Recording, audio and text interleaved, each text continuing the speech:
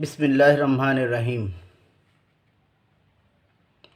শহীদ Nurul Hossain college কর্তৃক আয়োজিত online ক্লাসে প্রিয় ছাত্রছাত্রীবৃন্দ, তোমাদের সবাইকে স্বাগতম।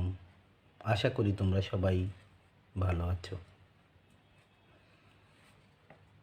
আমি মোহাম্মদ নুরুল আলম, প্রভাষক হিসাব বিজ্ঞান বিভাগ। আজকে আমি তোমাদের সামনে আলোচনা করব কিভাবে একটি লেনদেন থেকে দুইটি পক্ষ বা দুইটি হিসাব খাত নির্ণয় করা যায়। আমরা জানি একটি লেনদেন হতে হলে তাকে কিছু শর্ত পূরণ করতে হয়। 1 নম্বর শর্ত, অর্থের অঙ্কে পরিমাপযোগ্য। 2 নম্বর শর্ত, অর্থ বা পণ্য বা সেবার পরিবর্তন। 3 নম্বর শর্ত, দ্বৈত সত্তা বা দুটি হিসাব খাত নির্ণয়। সুতরাং একটি লেনদেন থেকে দুটি পক্ষ নির্ণয় করা হিসাব বিজ্ঞানের অতীব গুরুত্বপূর্ণ বিষয়। কিভাবে একটি লেনদেন থেকে দুটি পক্ষ হিসাব নির্ণয় করা যায়, তার 1 নম্বর বিষয় হচ্ছে পণ্যদ্রব্য বা মাল নামে কোনো হিসাব লেখা হয় না। আমরা বাস্তবিক পক্ষে দেখতে পাই অনেক লেনদেনের সাথে পণ্যদ্রব্য বা মাল জড়িত, কিন্তু পণ্যদ্রব্য বা মাল নামে কোনো হিসাব লেখা যাবে না।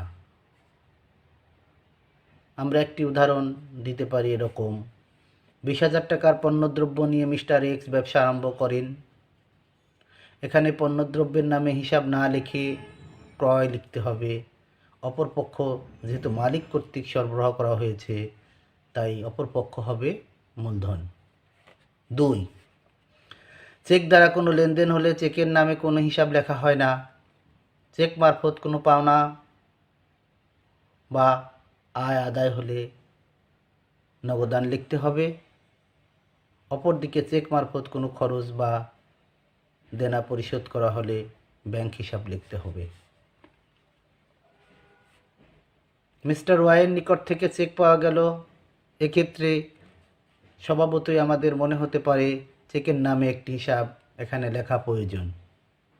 যেহেতু এখানে চেক পাওয়া গেছে, তাই চেকের নামে হিসাব না লিখে নগদান হিসাব লিখতে হবে। অপরপক্ষ প্রাপ্য হিসাব বা মিস্টার এক্স হিসাব নামেও আমরা লিখতে পারি। 3, ব্যবসায় বিক্রয়ের উদ্দেশ্যে যে সকল পণ্যদ্রব্য বা মাল ক্রয় করা হয়, সেগুলোর জন্য ক্রয় নামে একটি হিসাব লিখতে হবে। আমরা এখানে একটি উদাহরণ এভাবে দিতে পারি: সানের নিকট থেকে 35,000 টাকার পণ্যদ্রব্য ক্রয় করা হলো। একটি পক্ষ এখানে ক্রয় হিসাব, অপর পক্ষ প্রদেয় হিসাব বা অনেক ক্ষেত্রে আমরা সান হিসাবও লিখতে পারি। 4,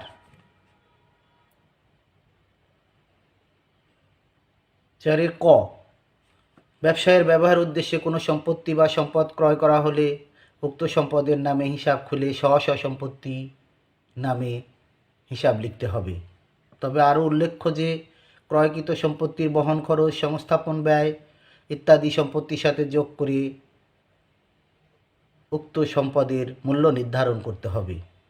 এ ধরনের সম্পত্তিগুলো হচ্ছে আসবাবপত্র, দালান কোঠা, যন্ত্রপাতি। আমরা 50,000 টাকা নগদে দিয়ে একটি যন্ত্রপাতি ক্রয় করা হলো এবং উহার বহন খরচ 5,000 টাকা পরিশোধ করা হলো। এখানে দুইটি পক্ষ হবে নগদান হিসাব ও আসবাবপত্র হিসাব, কিন্তু আসবাবপত্রের মূল্য নির্ধারণ করা হবে 50,000 টাকা এবং বহন খরচ 1,000 টাকা। সুতরাং আসবাবপত্রের মূল্য হবে এখানে 51,000 টাকা। 4, খ, কিন্তু অফিসের ব্যবহারের জন্য ঘড়ি, typewriter, computer, fan, file cabinet, calculator, stapler, punching machine ও ফ্রিজ ইত্যাদি ক্রয় করা হলে তাকে সম্পদ ধরে অফিস সরঞ্জাম হিসাব খাত নামে একটি খাত হবে।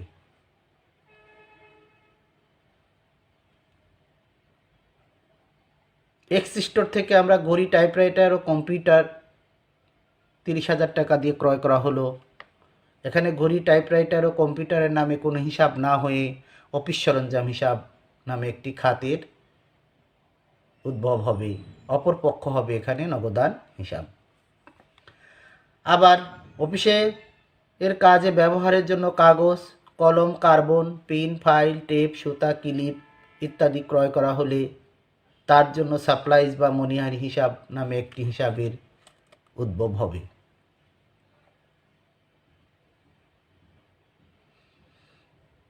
ওয়াই স্টোর থেকে 5,000 টাকার কার্বন, কলম, পেন, ফাইল, টেপ, সুতা ক্রয় করা হলো। এখানে কার্বন, ফাইল, টেপ, সুতা, ক্লিপের নামে কোনো হিসাব না হয়ে উক্ত হিসাবের নাম হবে সাপ্লাইজ হিসাব বা মনিহারি হিসাব। অপর পক্ষ হবে নগদান হিসাব। 5. বিক্রয়ের উদ্দেশ্যে ক্রয়কৃত পণ্য অথবা তৈরি পণ্য বিক্রয় করা হলে একটি পক্ষ হবে বিক্রয় হিসাব। অপরদিকে বিক্রিত পণ্য ফেরত আসলে বিক্রয় ফেরত বা আন্তঃমুখী ফেরত বা আন্তঃফেরত হিসাব নামে একটি হিসাবের সৃষ্টি হবে। আমরা এখানে একটি উদাহরণ দিতে পারি।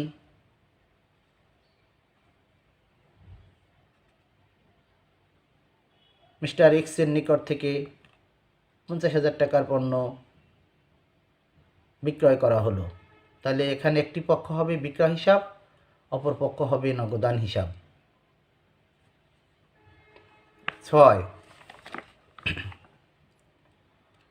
মাল ক্রয় বা বিক্রয়ের ক্ষেত্রে কোনো ব্যক্তি বা প্রতিষ্ঠানের নাম উল্লেখ থাকলে তাকে ধারে বা বাকিতে ক্রয় বা বিক্রয় মনে করতে হবে। এক্ষেত্রে একটি পক্ষ হবে প্রদেয় হিসাব, অপর পক্ষ হবে প্রাপ্য হিসাব। অপর পক্ষ ক্রয় বা বিক্রয়, তবে একই লেনদেনে নগদ শব্দটি উল্লেখ থাকলে ওই লেনদেনকে নগদ লেনদেন ধরতে হবে। সেক্ষেত্রে প্রদেয় হিসাব বা প্রাপ্য হিসাব নামে কোনো হিসাব লিখতে হবে না। আমি 6 নম্বর বিষয়টি আবারও তুলে ধরছি। মাল ক্রয় বা বিক্রয়ের ক্ষেত্রে কোনো ব্যক্তি বা প্রতিষ্ঠানের নাম উল্লেখ থাকলে তাকে ধারে বা বাকিতে ক্রয় বা বিক্রয় মনে করতে হবে। এক্ষেত্রে একটি পক্ষ হবে ক্রয়ের জন্য প্রদেয় হিসাব আর বিক্রয়ের জন্য হবে প্রাপ্য হিসাব।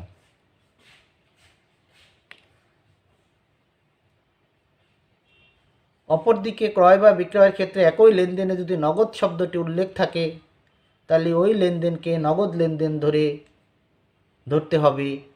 সেক্ষেত্রে প্রদেয় হিসাব বা প্রাপ্য হিসাবের নামে কোনো হিসাব লেখা হবে না। সুতরাং আমরা উদাহরণ এভাবে দিতে পারি যে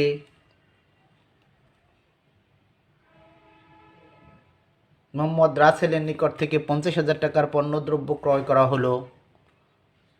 উক্ত লেনদেনটি যেহেতু একটি বাকিতে লেনদেন, সুতরাং এখানে একটি পক্ষ হবে ক্রয় হিসাব, অপর পক্ষ হবে প্রদেয় হিসাব। অনুরূপভাবে আমরা আরও একটি উদাহরণ দিতে পারি।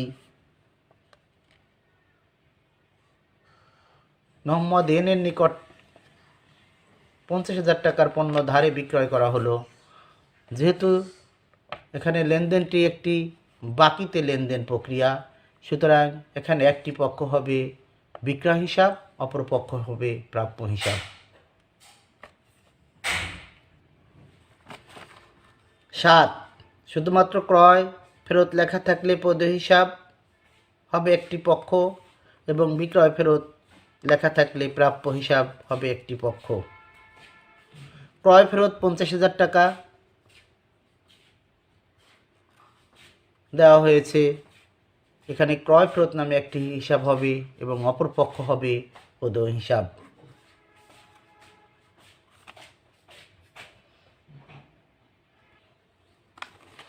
অপরদিকে মিস্টার ওয়াইয়ের নিকট থেকে বিক্রয়কৃত পণ্য 5,000 টাকা ফেরত আসলো। সুতরাং এখানে একটি পক্ষ হবে বিক্রয় ফেরত হিসাব, অপর পক্ষ হবে প্রাপ্য হিসাব। 8. কোনো খরচ প্রদানের সময় যদি কোনো ব্যক্তি বা প্রতিষ্ঠানের নাম উল্লেখ থাকে তাহলে ওই ব্যক্তি বা প্রতিষ্ঠানের নাম এ কোনো হিসাব হবে না, উক্ত খরচের নামেই একটি হিসাব হবে। উক্ত খরচের নামের সাথে খরচ শব্দ বা ব্যয় শব্দটি জুড়ে দিতে হবে। আবার কোনো হিসাব খাত দ্বারা আয় বোঝালে উক্ত হিসাব খাতের সহিত আয় শব্দটি জুড়ে দিতে হবে। এস আলমকে 50,000 টাকা বেতন দেওয়া হলো। এখানে মনে হতে পারে এস আলম নামে একটি হিসাবের খাত হবে, কিন্তু না।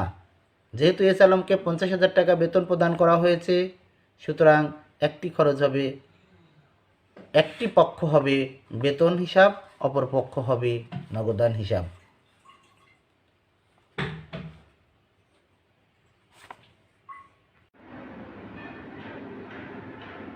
প্রিয় শিক্ষার্থীবৃন্দ,